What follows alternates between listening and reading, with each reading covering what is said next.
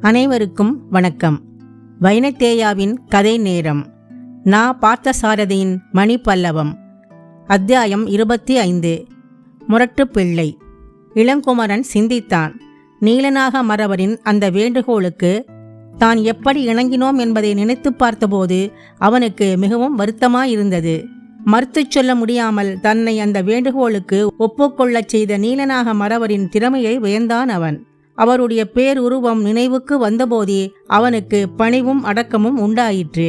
இதனால் சிறிது காலத்துக்கு நீ இந்த படைக்கலச்சாலைக்குள்ளேயே எனது கண்காணிப்பில் இருக்க வேண்டும், தனியாக நகருக்குள் எங்கும் போக வேண்டாம் என்று இவர் கட்டளை இடுவது போல் வேண்டிக் கொண்டபோது தன்னால் அதை மறுத்துச் சொல்ல முடியாமற் போன காரணம் என்ன என்பது நீண்ட நேர சிந்தனைக்கு பின்பே அவனுக்கு புரிந்தது. தூய்மையான மனமும் தோற்றமும் உடைய சில பெரியவர்கள் நமக்கு முன்னால் உட்கார்ந்து பேசுகிற போது நம்முடைய மனம் அகங்கார வெம்மை அழியப் பெற்று மழை பெய்த நிலம் போல குளிர்ந்து குழைந்து விடுகிறது.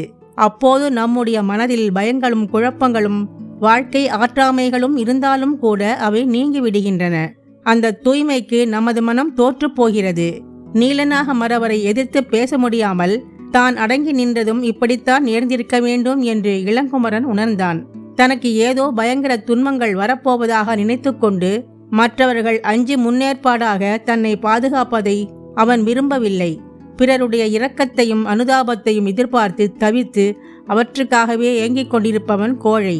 பிறர் மேல் அனுதாபமும் இயக்கமும் செலுத்துவதற்கு துணிந்து நிற்பவன்தான் ஆண்மையுள்ள வீரன். அனுதாபத்தையும் இரக்கத்தையும் தன்னிடம் இருந்து பிறருக்கு வழங்குவதுதான் வீரம்.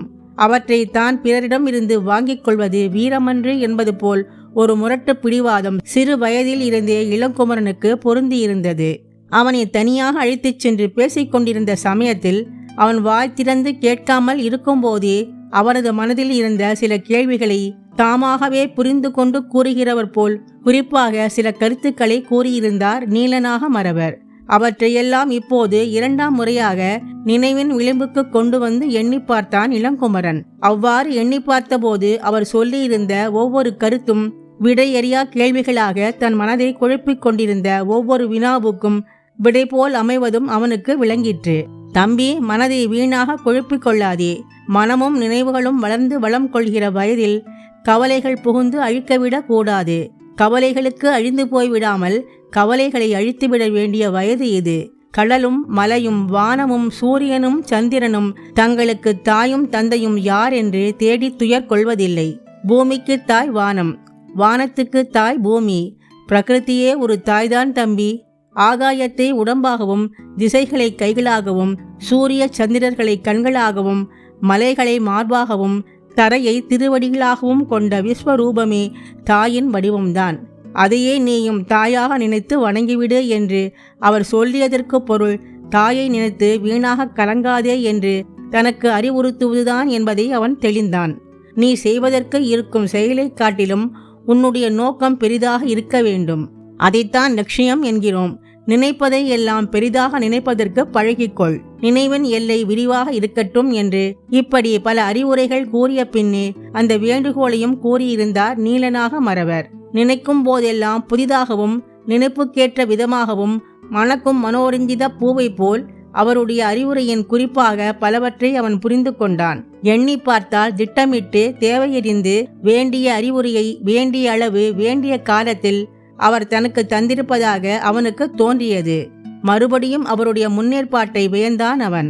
கதக்கண்ணன் முதலிய நண்பர்களோடு அன்று மாலையில் ஆலமுற்றத்து சிவன் கோவிலுக்கு போனான் இளங்குமரன்.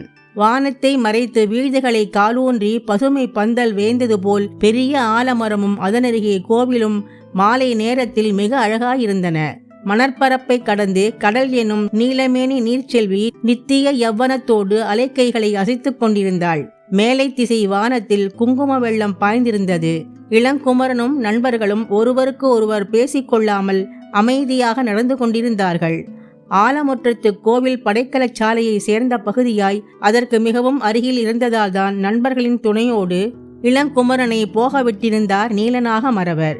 கோவிலில் வழிபாட்டை முடித்துக்கொண்டு கடற்கரை மணற்பரப்பில் நண்பர்களுடன் நெடுநேரம் பேசிக்கொண்டிருந்து விட்டு இளங்குமரன் மீண்டும் படைக்கலச்சாலைக்கு திரும்பிய போது அங்கே அவனை எதிர்பார்த்து ஓவியன் மணிமார்பன் வந்து காத்து கொண்டிருந்தான். தான் அப்போது நீலநாக மறவரின் படைக்கலச் சாலையில் வந்து தங்கியிருப்பதை அந்த ஓவியன் எப்படி தெரிந்து கொண்டான் என்பது இளங்குமரனுக்கு ஆச்சரியமாயிருந்தது. நீ மறுபடியும் என்னை தேடிக்கொண்டு வந்திருப்பதை பார்த்தால் இன்னும் யாராவது என்னுடைய ஓவியத்தை வரைந்து கொண்டு வரச் சொல்லி உன்னை இங்கே அனுப்பி இருக்கிறார்களோ என்று சந்தேகமாயிருக்கிறது அப்பனே. என்ன காரியமாக இப்போது என்னிடம் வந்தாய் என்று இளங்குமரன் அவனை விசாரித்தான். அப்படியெல்லாம் ஒன்றுமில்லை ஐயா, ஒருமுறை உங்கள் ஓவியத்தை வரைந்து கொடுத்துவிட்டு நான் படுகிற பாடு போதும். 7 பிறவிக்கு இப்படி அனுபவங்கள் இனிமேல் எனக்கு ஏற்படவே வேண்டாம். விளையாட்டாக பேசுவது போல் சிரித்து பேசத் தொடங்கியிருந்த இளங்குமரன் ஓவியன் கூறிய மறுமொழியில் வேதனையும் துயரமும் இருப்பதை கேட்டு திகைத்தான். ஓவியன் அச்சம் கொள்ளும்படியான நிகழ்ச்சிகள் எவையேனும் நிகழ்ந்திருக்க வேண்டும் என்று அவனுக்கு தோன்றியது. அவன் ஓவியனை கேட்டான். பதற்றப்படாமல் நிதானமாக சொல் மணிமார்பா, என்னுடைய ஓவியத்தை வரைந்து கொடுத்ததனால் இப்படி என்னிடமே வந்து அழுத்து கொள்கிறார் போல் உனக்கு என்ன துன்பங்கள் நேர்ந்துவிட்டன? இதற்கு மணிமார்பன் மறுமொழி கூறவில்லை. இளங்குமரனை சூழ்ந்து நிற்கும் நண்பர்களை பார்த்து தயங்கினான். அந்த குறிப்பு இளங்குமரனுக்கு புரிந்தது.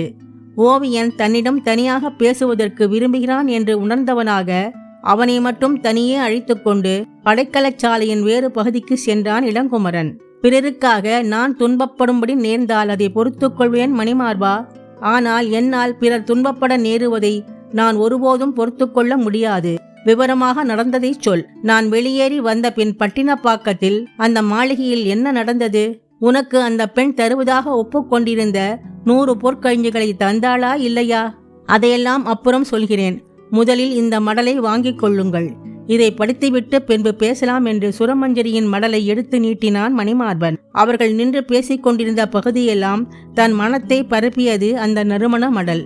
1000 காலம் பழகிய அன்பு கொண்டவளைப் போல் எனக்கு மடல் எழுத இவள் எப்படி உரிமை பெற்றாள் என்று அருகிலிருந்த தீபத்தில் மடலை படித்துவிட்டு கோபத்தோடு கேட்டான் இளங்குமரன். அதை கேட்டு மணிமார்பன் மெல்ல சிரித்தான். எதற்காக சிரிக்கிறாய்? சிரிப்பதற்கு இதில் என்ன இருக்கிறது? ஒன்றும் இல்லை. ஆனால் சற்று முன் நீங்கள் கூறியதை மறுபடியும் நினைத்து பார்த்தால் எனக்கு சிரிப்புத்தான் வருகிறது.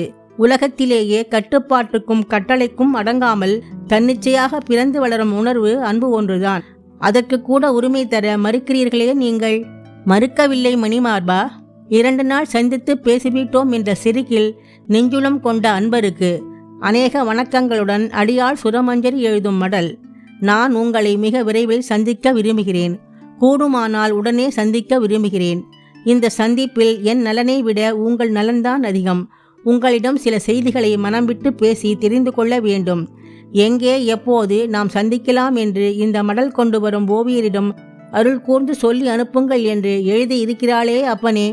இவள் கூப்பிட்ட நேரத்துக்கு கூப்பிட்ட இடத்துக்கெல்லாம் வந்து சந்திக்க இளங்குமரன் இவளுடைய ஏவலால் இல்லையே என்று சொல்லிக்கொண்டே மனம் நிறைந்த அந்த வெண்தாழை மடலை கசக்கி எறிய போனான் இளங்குமரன். அப்போது அவன் அப்படி செய்து விடாமல் ஓவியன் அவனுடைய கைகளை பற்றி கொண்டு விட்டான். பூக்களை கசக்கி எறிவது மங்களமான செயல் அல்ல ஐயா. மென்மையான மனம் படைத்தவர்கள் அதை விரும்ப மாட்டார்கள். எனக்கு மென்மையான மனம் இல்லையென்றே வைத்துக்கொள். அதற்காக நான் வருத்தப்பட மாட்டேன். இதை அவளிடமே திருப்பி கொண்டு போய் கொடு என்று தானே கசக்கி எறிவதற்கு இருந்த அந்த மடலை மணிமார்பனுடைய கைகளில் திணித்தான் இளங்குமரன். மணிமார்பனின் நிலை தவிப்புக்குரியதாகி விட்டது.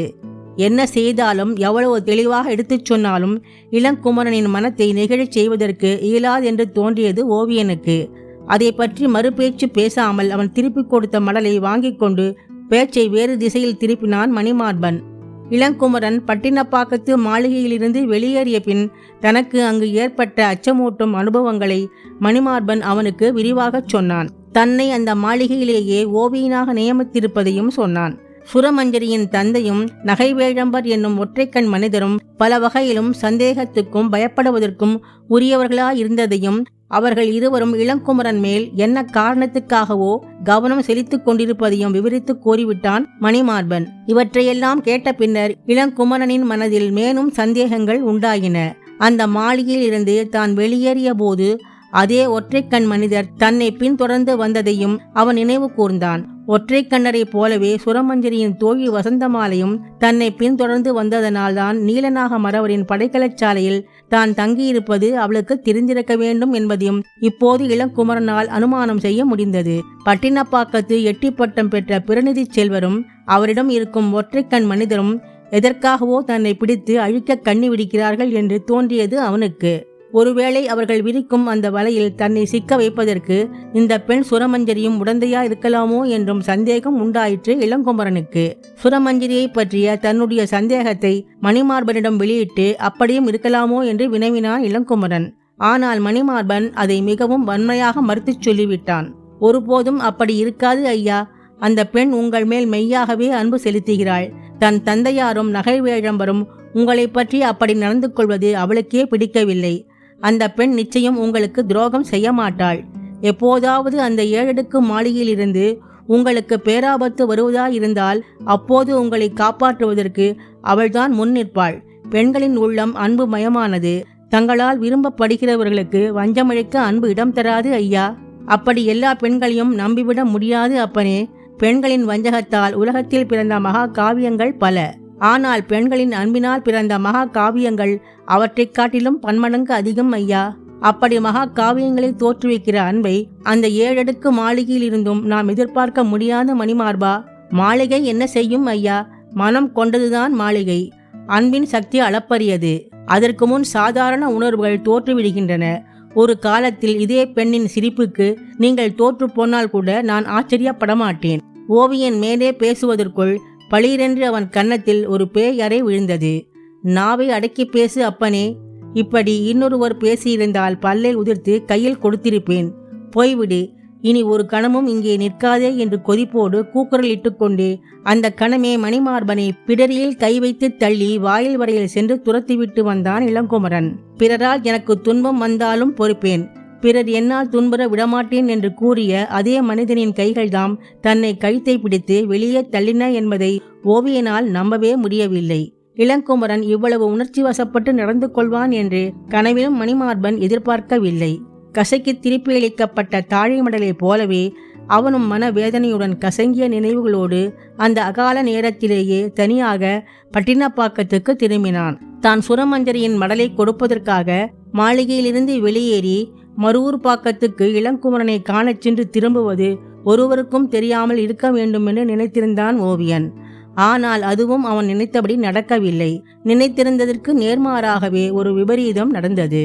மணிப்பல்லவம் 26வது அத்தியாயம் அடுத்த பதிவில் தொடரும். நன்றி.